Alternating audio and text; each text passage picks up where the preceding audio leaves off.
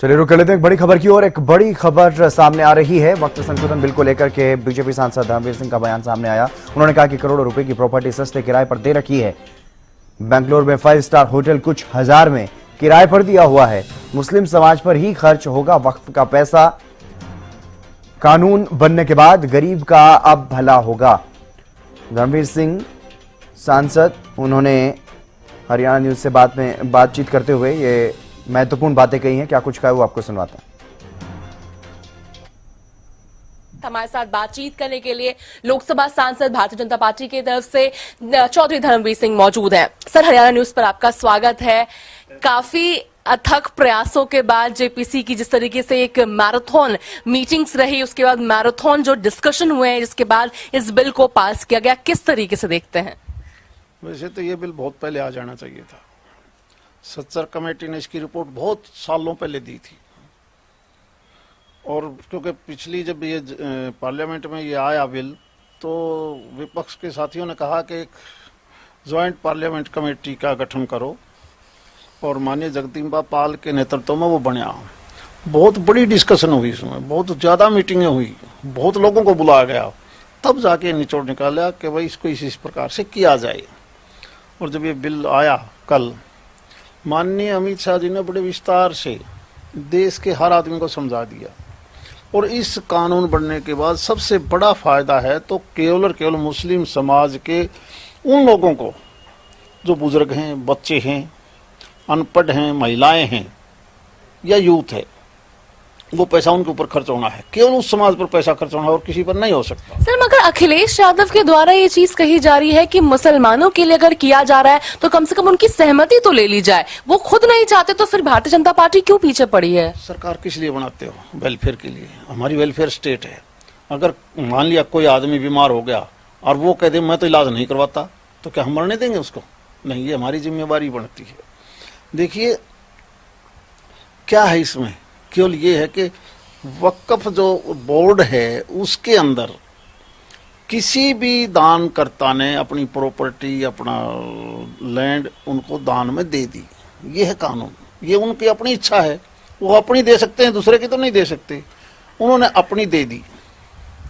उसके बाद लाखों करोड़ की प्रॉपर्टी कुछ एक लोगों ने मिलकर खुर्द-बुर्द करना शुरू कर दिया। उदाहरण के तौर पर आपके दिल्ली में, बंबई में, बेंगलोर में प्रॉपर्टी है 100 करोड़ की। आज अगर आप उसको लीज पर दोगे किसी प्राइवेट आदमी को तो उसका किराया आएगा 10 लाख रुपए महीना और उन्होंने दे रखा है 5,000 रुपये महीने के हिसाब से अपने आदमियों को। पैसा गया नहीं। अब वो पैसा इकट्ठा होगा तो कहाँ खर्च होगा? उसी समुदाय पर होगा। आप बेंगलोर जैसी चीज़ों में तो आप हैरान रह जाओगे। 5 स्टार होटल मात्र कुछ हजार में दे दिया, वो इतनी बड़ी लैंड।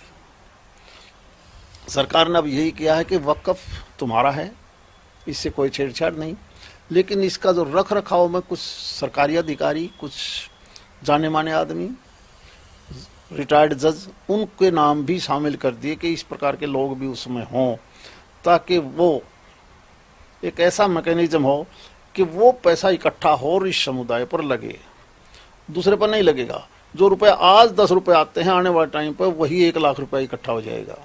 अरबों रुपए साल का इकट्ठा होगा। किस पर खर्च होगा? उसी समाज पर। सर, जनता लेकिन एक सवाल जरूर जानना चाहती है कि आखिर जब इतनी सही है ये बिल, जरूरी है, आवश्यक है, ना केवल देश के लिए मगर मुसलमानों के लिए बहुत जरूरी है, आने वाली दर पीढ़ियों के लिए जरूरी है, तो आखिर क्यों विपक्ष अनकॉन्स्टिट्यूशनल कह रही है? इस तरीके से हंगामा क्यों कर रही है विपक्ष? देखो, हम लोगों के बीच में रहे हैं। चौधरी देवीलाल जी एक बात कहते थे कि लोगों को समझाओ मत बहकाओ, बहकने में जल्दी आएंगे। मुस्लिम समाज आज भी अनपढ़ ज्यादा है, उनको बहकाया जा सकता है और बहकाने का काम विपक्ष कर रही है कि ताकि हमें वोट मिलता रहे। हम सुधार की तरफ जा रहे हैं। हम चाहते हैं कि जो पैसा है वो कोई व्यक्ति ना खाए, वो समाज पर लगे, और जब लगना शुरू होगा तो अपने आप कहेंगे कि यार हम तो अंधेरे में बैठे थे, हमारे को तो बहका दिया। सर, एक और सवाल है असउद्दीन ओवैसी को लेकर कर लिया जाए। जिस तरीके से उनके द्वारा उस बिल के पेजेस को फाड़ा गया है, किस तरीके से देखते हैं? आप भी मौजूद थे। बिल फाड़ने वालों का यही हाल होगा। एक बार राहुल गांधी ने भी फाड़ा था ओवैसी पता नहीं वही बात क्यों क्या दिखाना चाहते हैं। देखो, कानून जो पार्लियामेंट कानून बनाती है, कानून हम संविधान के मुताबिक बनाते हैं, उससे ऊपर कोई नहीं होता। ये तो मुझे लगता है कि बचपने की बात है। इस प्रकार की बातें पार्लियामेंट में करना कोई शोभा नहीं देता। एक आखिरी सवाल सर, आज राज्यसभा में बिल को पेश किया जाएगा। कल बेहतरीन काम जिस तरीके से लोकसभा में हुआ है, यानी रात के 2 बजे, यानी आवश्यक पड़ेगा तो काफी देर तक भी सांसद काम करेंगे, इसका एग्जाम्पल सेट किया गया है। आज राज्यसभा में पेश होने वाला है, किस तरीके से विपक्षी क्या भूमिका निभाएंगे?